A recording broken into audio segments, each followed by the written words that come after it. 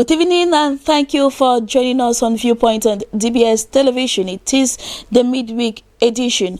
Here with us in the studio we have Kimbang Vitalis. He is a civil society activist, and we have your regular panel, Mange Venashus. He is a journalist. Good evening to you, Kimbang Vitalis, and thank you for being part of us tonight. Good evening, Vanessa, for inviting me again. Mange Venashus, good evening to you as well. Good evening, Vanessa, and good evening to our viewers at home. In a moment, we will be taking the first part of the show, that is the yes or no question.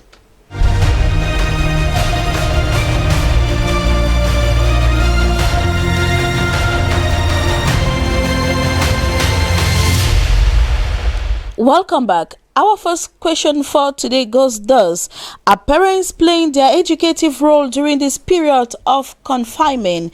Mr. Kimbang, yes or no? No. No. Mange Venashus? No, Vanessa, they are not. No. Question number 2. Is there anything parents should do to prepare their kids for school by June? If yes, what? And if no, why? I begin with you, Sir Vitalis. Yes. Yes. Mange Venashus? Yes, Vanessa, there's much. Yes. Question number 3. Can the non-payment of salaries of teachers affect the rest of the academic year? Mange Venashus, I start with you. No, Vanessa. No. Sir Vitalis? Yes. Yes. Very much. Very much. And our last question for today is: easing lockdown rules in most African countries a sign that we can't fight the virus, that is the coronavirus? I begin with you, Mange Venashus. No, Vanessa. No. Sir Vitalis? Yes. Yes. All right. This is their viewpoint on the questions. Let us come back for the debate.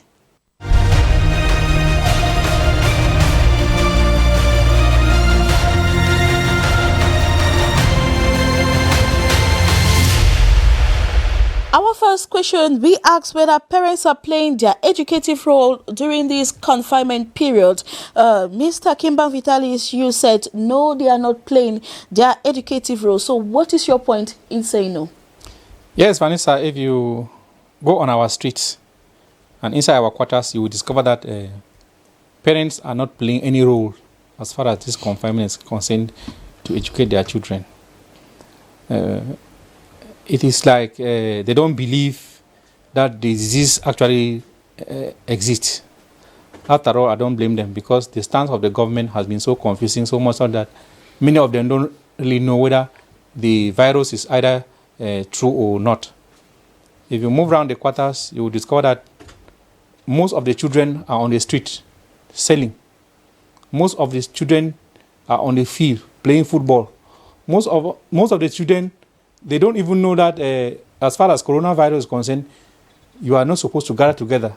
And when you move around the quarters, you still discover that many of them are gathered together. But anyway, I don't blame them, because even their parents too, they don't even respect. They're not even educated themselves, because most of them don't believe that the virus is real. That's why when you move around, people still hold the Anjangi. People still hold regular meetings. People still sit in off licenses and they drink carelessly. And when you tell them, they will say, no, it is like this government wanted a way of having money from the IMF.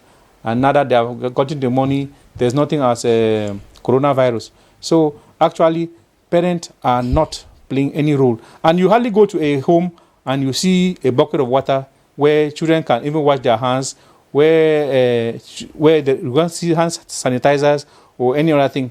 They are just there. They are just giving themselves to faith.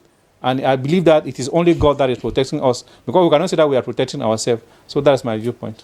Thank you very much, Mr. Kimbang Vitalis. Mange Venashus, you support the fact that parents do not play their role during this confinement period? Yes, Vanessa, you know, when we talk of education is not an activity that is handled by the school or the school entirely. When we talk of education, we look at, there are 3 pillars in education. We talk of the school, we talk of the learner, that is the child concerned, and we talk of the parent. And this form a triangle in which, when one is not playing the role, the rest of the two, they cannot really, the goal of the educative exercise itself is not attained. But when we talk of education, education is divided into two forms. We talk of the formal education and the informal education. Informal education is that which we all receive from our families. But like what Mr. Kimbang was saying, if you see most of the parents, we don't really know the fact that we have a role to play in the education of our children. We always think that children are being educated in school, and once they come back to us, now they do any other thing. That is why we complain. I complain, and I believe thousands of parents outside there too complain that once you come back from work in the house, you instead get tired because the children bored you. I was discussing one teacher, and the teacher told me that now you parents will understand what we, the teachers, go through in school, which means we are now expected. We are talking about confinement, and we should not only talk of confinement and think that education ends in school, because we are supposed to carry the informal, branch of education at home. Vanessa, I was doubting how many times we parents really call the attention of our children. The government is trying to put up this issue of online learning, where children are being taught through the state television. How many parents really call their children and ask them to focus on the television when it is 9:30 to watch what is going, or to listen to what they are going on? Private television houses, DBS is doing the same thing. We have class lectures going on here on DBS television.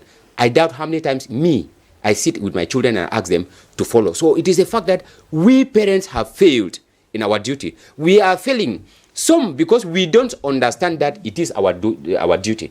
We don't understand that we have a role to play there, and we always think that during holidays, that's why parents always feel that during holidays they suffer because these children are back with them. Remember that we barely spend around 3 to 4 hours with these children, because you are coming back around 4 o'clock, 5 o'clock. 4, 6. Yes, you just made the child, and before 9 o'clock, the child is already sleeping, or you yourself, you're already sleeping. In the morning, you leave before the children, or the children leave before you, and that is all about the whole thing. Weekends are a time of problem. That is why we have a problem of confinement. When we're talking of total lockdown, it is a whole problem, because we find ourselves tied down with our wives, with our children, and we now feel it as if it is a burden. But then, it is our responsibility to ensure the informal sector of education by educating our children at home. So I think that this confinement period has revealed our weaknesses, our lack, that we, the parents, we are doing little. And that is why these children, I'm afraid, when they will reopen, learning will be a problem for teachers, because these children that they have been, idle for a very long period of time. We are already clocking 2 months at home. All right, Manga Venatius, you are talking of when schools will resume. That leads us into the second question, where we are asking that, is there anything parents should do to prepare their kids for school resumption? We are talking here about June 1st. You said, yes, there are many things to do, but then, if yes, what can they do? Actually, I was saying that parents need to understand that they have a duty to continue the informal aspect, the informal sector of education by teaching their children at home. Teach their children at home to know that this virus exists. If this virus exists, these are preventive measures that you as an individual you have to take before talking about those who surround you. Kimbang was talking about homes that do not even have buckets of water, hand sanitizers, and all this. Let the child know that if we were confined, if we were asked to stay home, it is because they want to limit the kind of interaction between you and your friends.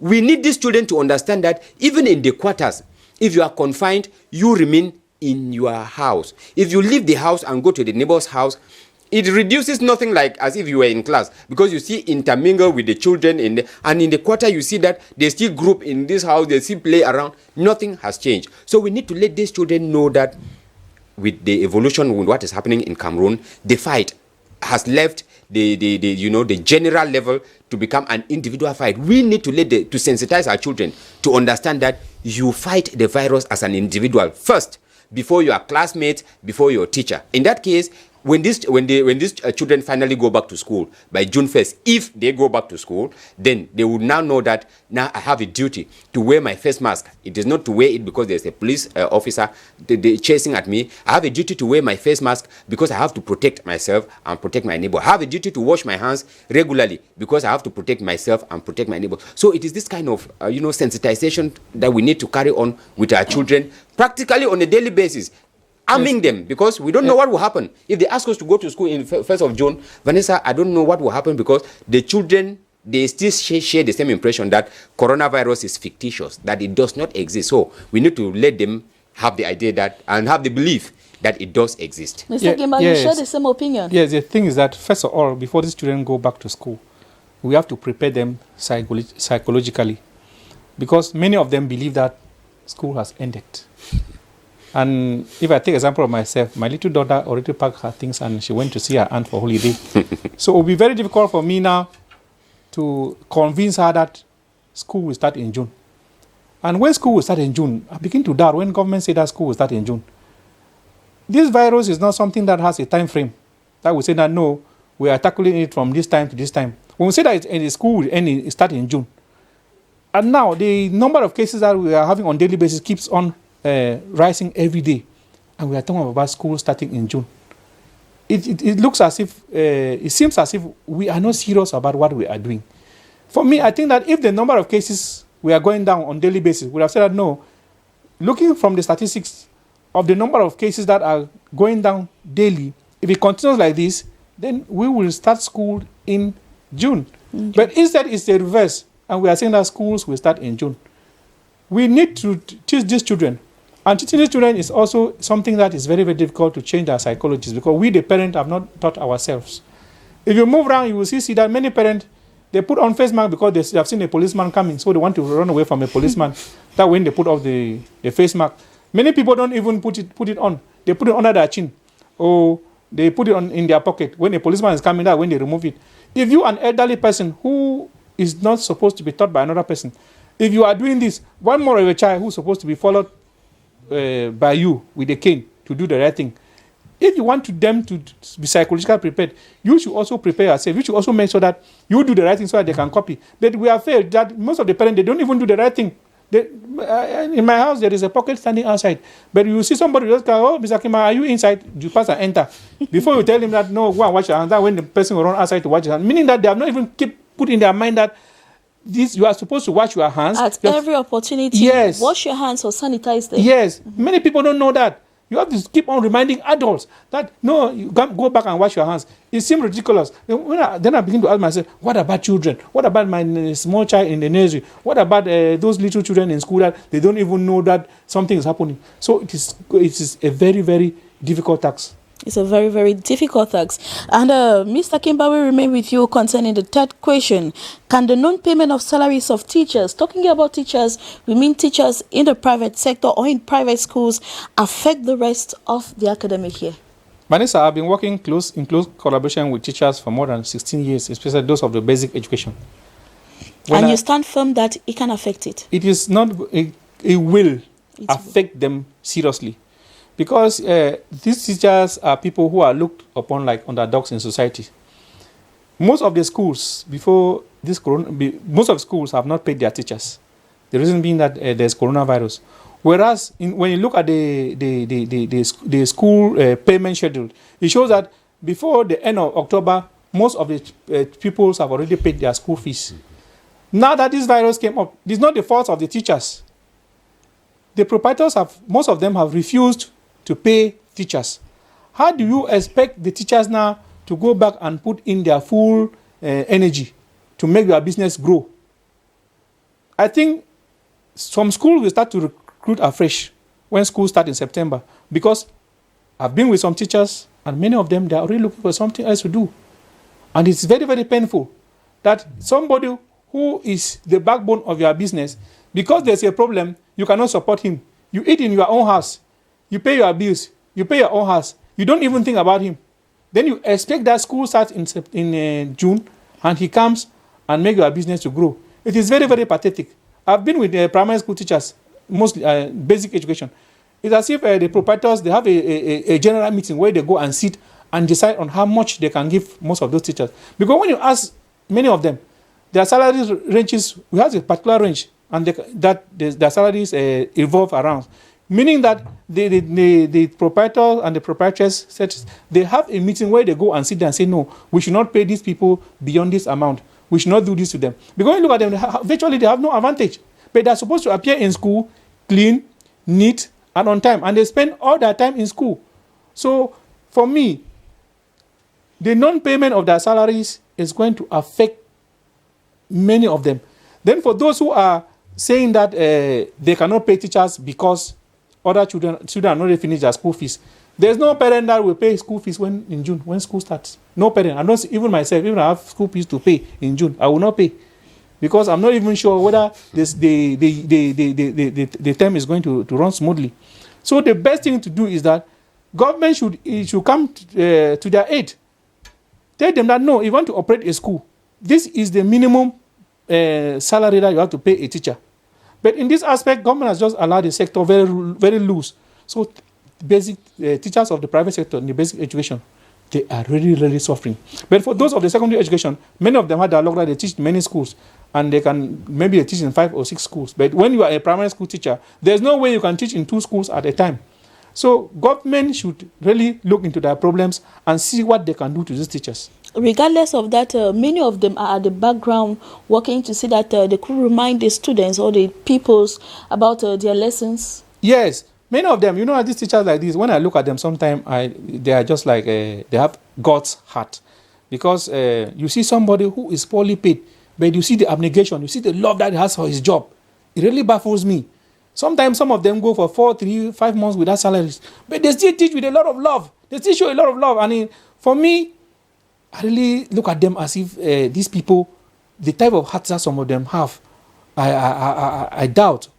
Because to be very sincere, you put me in their shoe and you don't give my salary 1, 2 months, I'm off. I will not come back again. So I'm really praying that government should look into this matter. Then those who have not paid their teachers, they should be fined, and they should sanction them and let them pay these teachers. Mange Venashus, rather you see that the non-payment of salaries to these teachers is not going to affect the academic year? Yes, I said it is not going to affect the academic year, affect their input. Because like Mr. Kimbang was saying, this group of workers have been stratified in such a way that they are the least regarded, least considered in the society.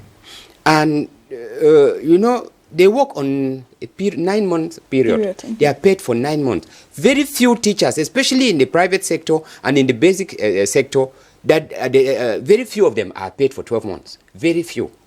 And this should be those who have actually stayed in the profession and that they have. And very few schools even practice this issue of 12-month salary. Then those who are paid for 9 months, you went in for that contract. When you take two items, food items, they always say back there in the quarter that it is the cocoyam or the sweet potato that are accepted to be eaten raw, because you cannot attempt to eat cocoyams raw; it will itch. So when these teachers allow themselves, Vanessa, I bet you that if there are 10 proprietors of lay private schools in Cameroon, 8 of them, I don't want to use the word illiterate, 8 of them are not educated. 8 of them are pure business people. That is a business. And when you allow, an intellectual, you allow yourself to be used anyhow by your proprietor, by your employer, it is because you have decided. I think that this is the 3rd time I'm saying this. Coronavirus has come to open, so many hidden things that were going on in this society. I think this is the time that these teachers should come up. Tell the proprietor, if we don't go in for a 12-month salary, we will not teach. When I would do that as an individual, they come and take you, you go and teach. It means my action will mean nothing. If every teacher who comes in to teach is not going in for a 12-month salary, not going in for a contract, if they refuse... So it should be a collective issue. If it is a collective issue, their cases will not be as they are. But then, you go here... Kimbang is even talking of a salary barem. You go somewhere, they'll tell you that they will give you 40,000. Somebody takes it. 35,000. Somebody collects it. In Douala, somebody who is paying rent. buying practically everything. I tend to ask myself, how do you survive with it? It's because we have allowed ourselves to be used, or the teachers have allowed themselves to be used in that manner. But I would think that if they, they are conscious, they have not been working for the past 2 months. So when I say that it will not affect them, they know that once they are on holidays, they are not paid, Vanessa. Once they are on holidays, they are not paid. Once they are working, they are paid. So for the 2 months that they have not been working, I think they will just consider, as they have always been during third term holidays, they don't go, they don't wait for any salary. So that should instead be... Mr. Venesius, when you say they have allowed themselves to be used, it is very, very funny. The thing is that their backs have been pushed into the wall. If they have the backing of the government, they will take a decision. They will not know, no, if I take a decision that I will not collect the salary, if we come collectively to say that, no, we will not take the salary, our problem is going to look into, and the government will come to our aid. In this section, they are left to themselves.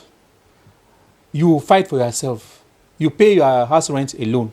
You feed your children alone. If you go tomorrow and they propose you 40,000 francs, instead of sitting at home doing nothing, you better take it. Whereas you cannot go to report to the governor, no, I went to this school and they gave me 35,000 francs or 25,000 francs. They don't have that opportunity. If they have an opportunity that the government can stand by them, they will rise up against these proprietors and proprietors that exploit them. But in this case, they don't have any choice. You come out from school, you have been in the house for 5-6 years doing nothing. Now, when you go, you look at it now, because government has made the education sector very, very frustrating, especially in the primary. All right, maybe we'll get into that other aspect in another program or another edition. But then let us take our fourth question for today, because talking about the problems of teachers in the lay private sector, it's very, very broad. The fourth question is: easing the lockdown rules in most African countries a sign they can't fight the coronavirus? Mr. Kimbang, you said yes, it's a sign. Exactly, it's a sign that they cannot fight this coronavirus. Nico Mbarga, in one of his music, say, let me put it in pidgin, "Cow way no get there, and God will drive you fly." That is exactly what happened to us in Africa.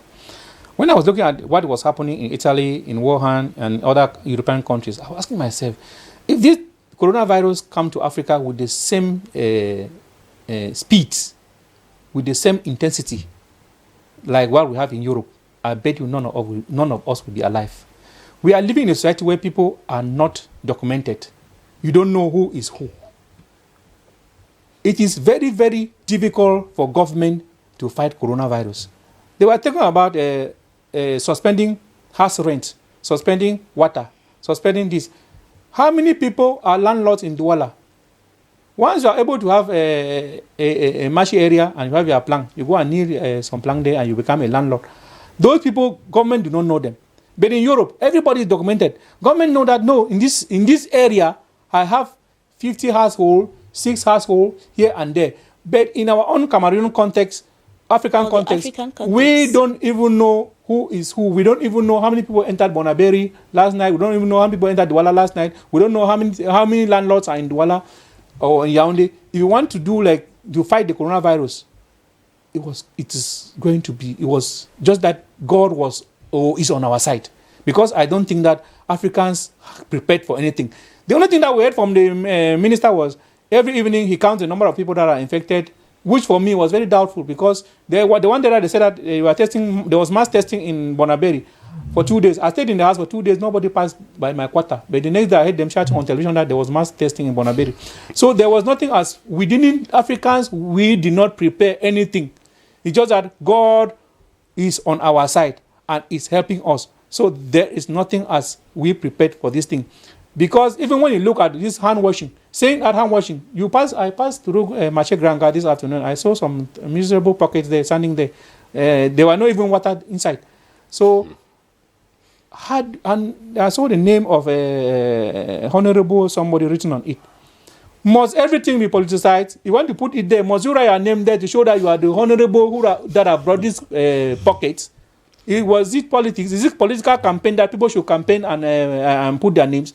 So, Vanessa, we just that God is on our side. Like you rightly said, Yes. God is on our side. But Mange Venasius, you rather think that Africa actually was prepared to fight this virus? Yes, I say easing lockdown rules in most African countries is not a sign that they can't fight the virus. When I say it is not a sign that they can't fight the virus, Africa is among those continents too that is telling us that we are handling the crisis. I take the example of Cameroon.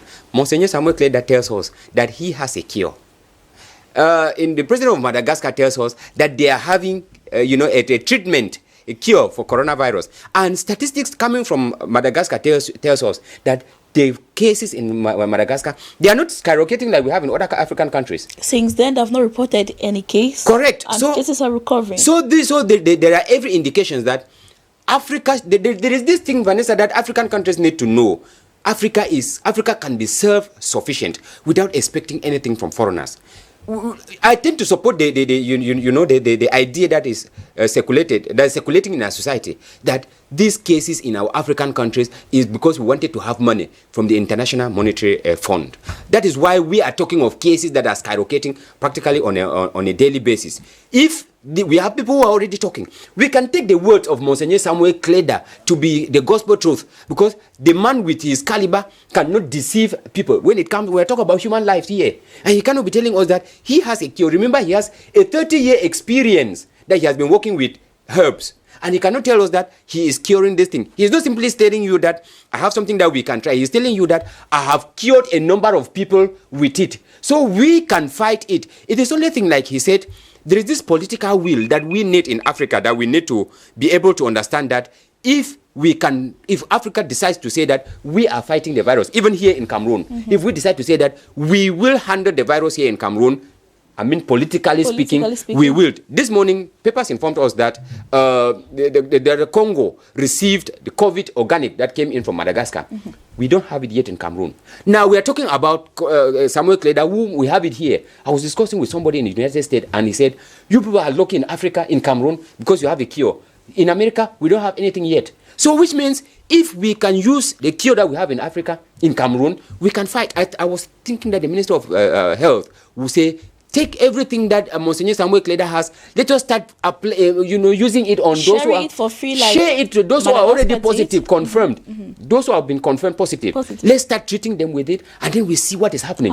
We are fighting it. But then we are still waiting for when we are still waiting for when World Health Organization will say that, okay, there is a cure here, and then we'll all follow on it. So it is our mind frame that is playing on this thing. It's a political will. We can handle the virus, but I think that those who are leading, those who are governing us, they still feel that they still have this inferiority complex, because a prophet is never, recognized in his homeland. Mange Venasius, thank you very much for being there. Thank you, Vanessa. And Mr. Kimba Vitalis, it has been a pleasure having you. Thank you very much. Thank you very much, ladies and gentlemen. This has been Viewpoint on DBS Television. Do stay tuned for our next edition. Comes up tomorrow at 7 p.m. Until we meet, do take care and stay blessed.